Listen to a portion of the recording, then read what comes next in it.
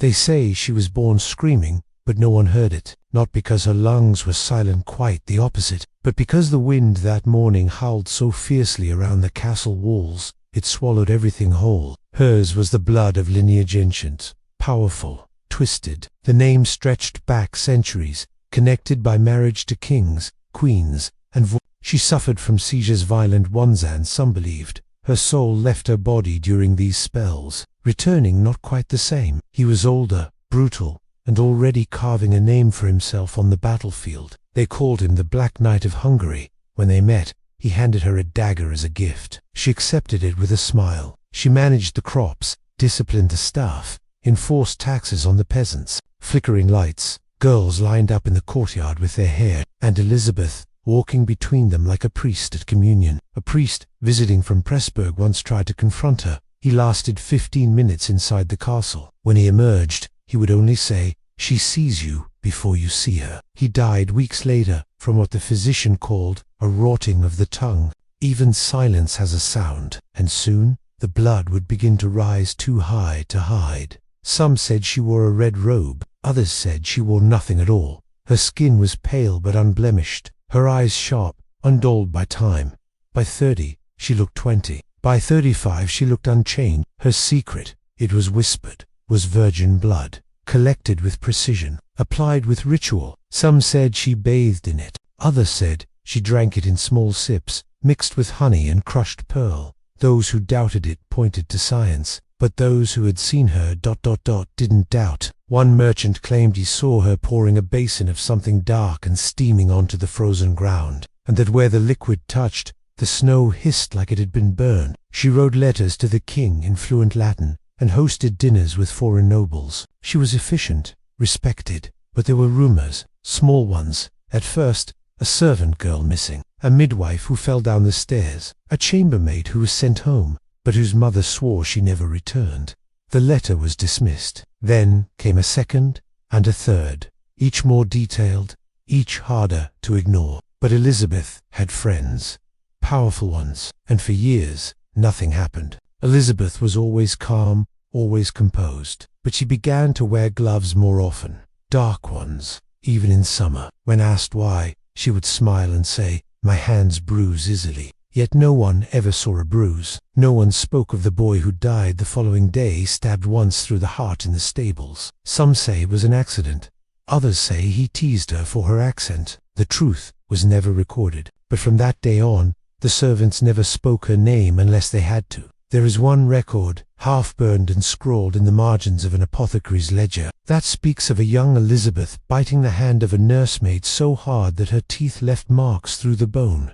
Dancers, acrobats, forensics gifted her castle cactus as a wedding present. It was a dark place, old, with hidden passages and narrow staircases. One of the castle's early owners had been burned alive for heresy. Some believed the foundation was cursed. Elizabeth claimed it smelled like iron and roses. After Ferenz left for war, as he often did, the castle became hers alone. Hers to command, hers to reshape, hers to feed. The nursemaid was dismissed. The wound never healed. And that night, Elizabeth wrote the word obedience over and over in ink, mixed with goat's blood. No one knew how she got the ink, or the goat. Her uncle was a warlord who vanished in the Carpathians. Her cousin became Prince of Transylvania. Her aunt was rumored to have murdered her own daughter for smiling at a servant boy. It was said their family line had once made a pact with something old, something beneath the earth, and that each generation paid their share with madness or worse. Elizabeth grew up hearing these stories,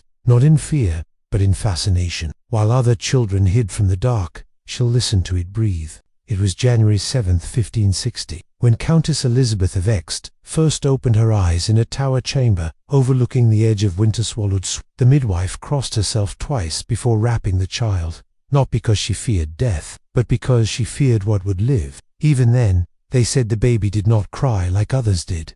She stared, straight ahead, unblinking, as if seeing something no one else could, as if already remembering something she had not yet done. Elizabeth was born into blood, but not the kind that would soak into soil or drip from a blade. Her childhood home, Castle Ext, was surrounded by marshland where fog never lifted. Travelers often claimed the castle itself moved ever so slightly at night, turning its face toward the moon. Inside, The air was cold, even in summer. Elizabeth's first toys were taxidermied birds and the jawbones of wolves. Her governess, an aging noblewoman dismissed from court for seducing a priest, taught her not only to read and write, but to identify poisonous herbs and to break a chicken's neck with one hand. One of her tutors, a man named who later disappeared without record, taught her the arts of Latin, logic and alchemy. He spoke to her often of the binding force of blood, and once wrote in his diary, "She understands too quickly. Her mind is shaped like a knife." By the age of 10,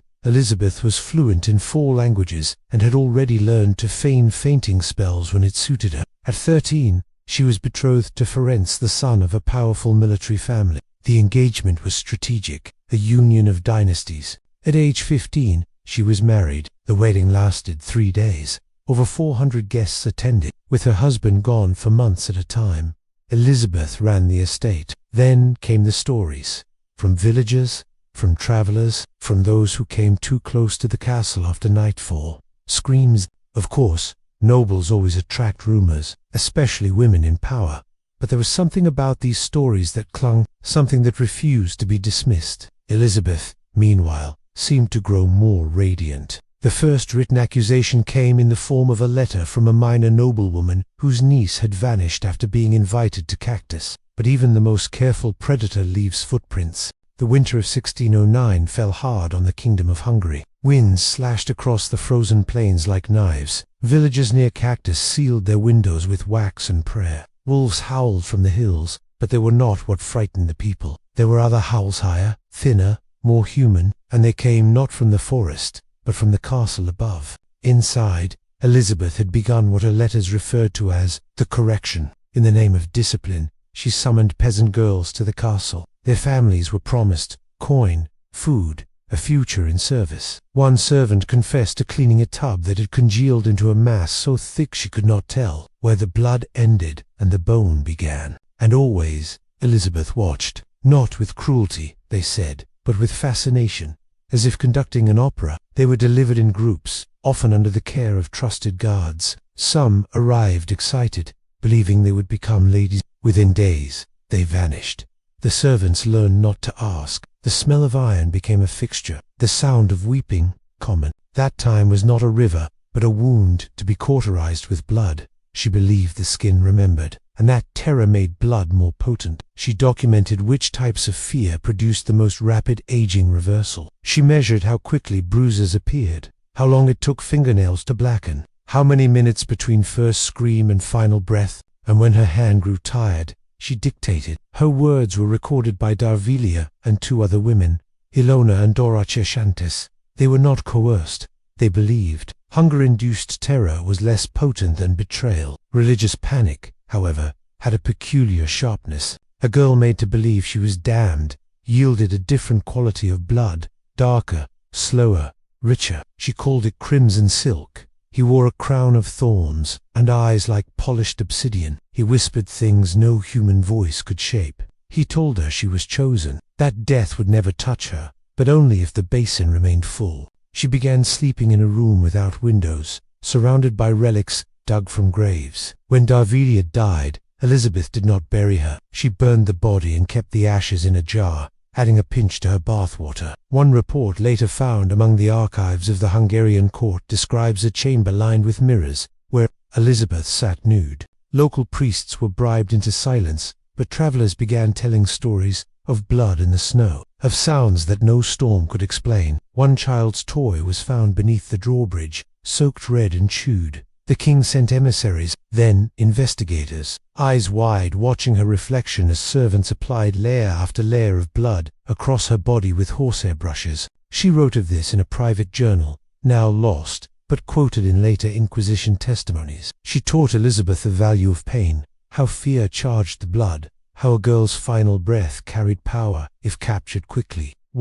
A maid named Catalin tried to escape. She made it as far as the chapel in the woods before she was captured. Her punishment was not immediate death, but display. She was mounted on the castle wall, her mouth sewn shut. A sign hung from her neck that read, "She lied." They moved the rituals from the cellar to the upper chambers, closer to the moonlight. They believed the waning crescent gave strength, that a certain frequency of scream when echoed against ancient stone, could purify the countess's flesh. One surviving page, smuggled out by a frightened servant and preserved in a monastery under another name, contains a chilling line.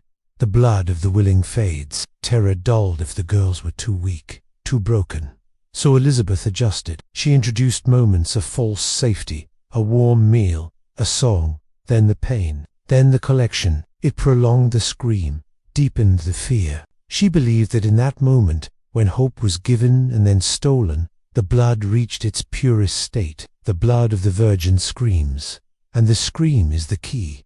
Most never returned. To the villagers, it was a secret everyone knew, like a sickness no one dared name. Some even justified it. Nobles had rights. Countesses had appetites. Who were they to question the ways of the hybrid? But behind the thick stone walls of cactus, something darker was unfolding.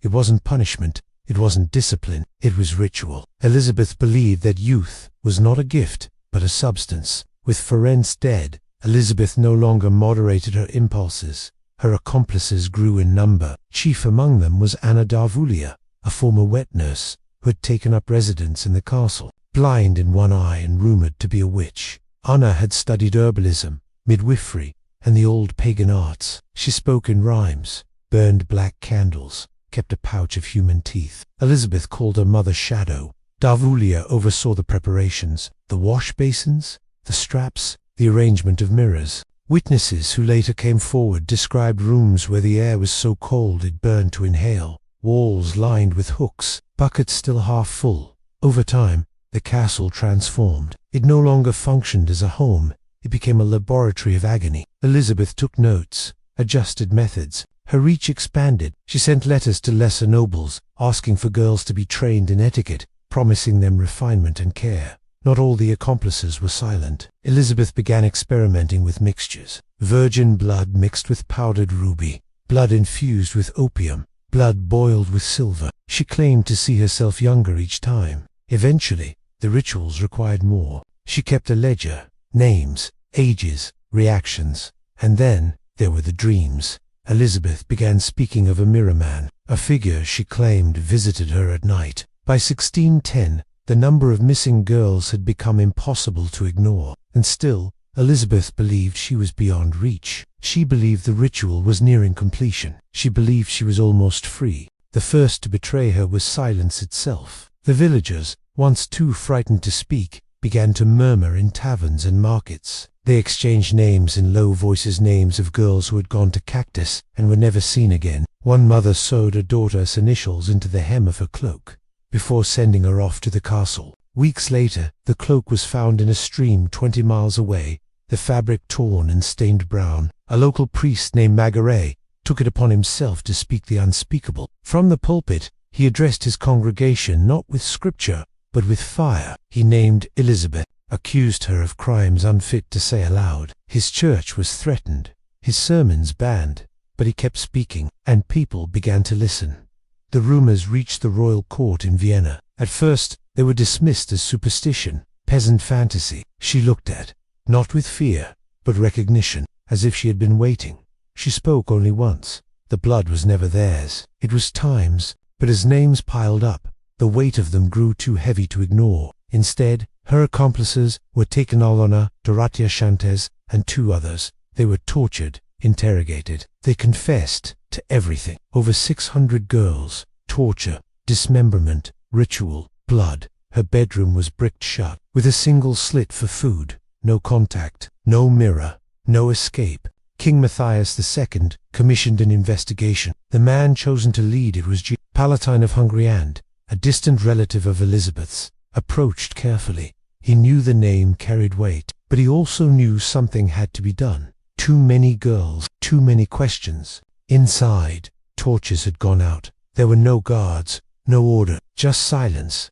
And the smell, thick, metallic, as if the walls themselves were bleeding, that it wasn't finished. That youth was just beyond the wall. He sent emissaries in secret, disguised as merchants, to speak with locals. What they heard chilled them. Girls strung from rafters like meat, barrels filled with limbs, screams that seemed to echo days after they had ended. In December 1610 arrived at Castle Cactus unannounced. He brought soldiers, witnesses, scribes. They expected resistance. What they found was worse. Some alive, barely. One girl clung to a wall with her fingertips, the nails ripped away, her mouth open but soundless. Another lay beneath a table, eyes missing. In one room, a body still twitched. The castle gates were open. Snow blew in freely, and his men moved through the halls and found what they could not unsee. They found Elizabeth in her chamber, seated.com, a book in her lap.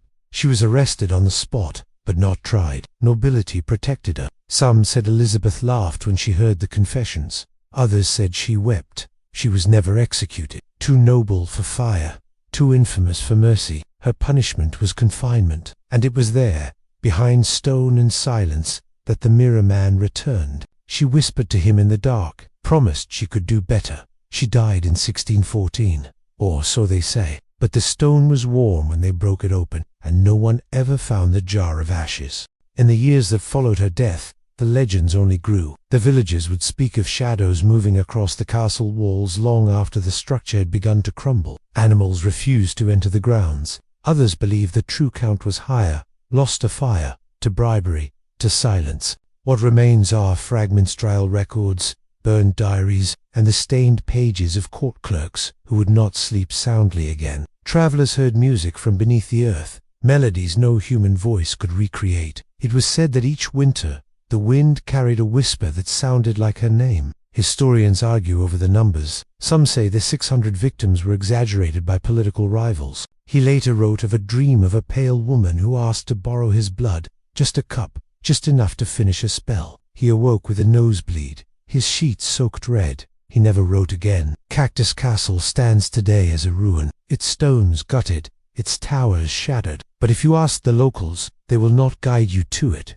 And a fewer, very quiet few believe she found something, that beneath the blood and screams and cold stone, she discovered a door none of us should open. Maps omit the path, signs turn to rust. And if you find your way by accident, they advise you not to stay past dusk. They say there are footsteps where no one walks, that mirrors crack on their own, that time bends in the castle, and that something waits. That her rituals succeeded, that her consciousness passed into stone, into mirror, into story, that each telling of her tale brings her closer, that when her name is spoken aloud, her memory sharpens, like a blade whetted in silence. In the 1800s, a nobleman seeking inspiration for a Gothic novel spent a night near the ruins. There are whispers, too, that Elizabeth never died. Some believe she was a monster, others a woman broken by grief, by obsession, by madness. But we tell her story again and again, because we must, because forgetting is the only thing worse than remembering. And somewhere, behind the veil of time and myth, the mirror waits for the next girl, or the next listener, perhaps even for you.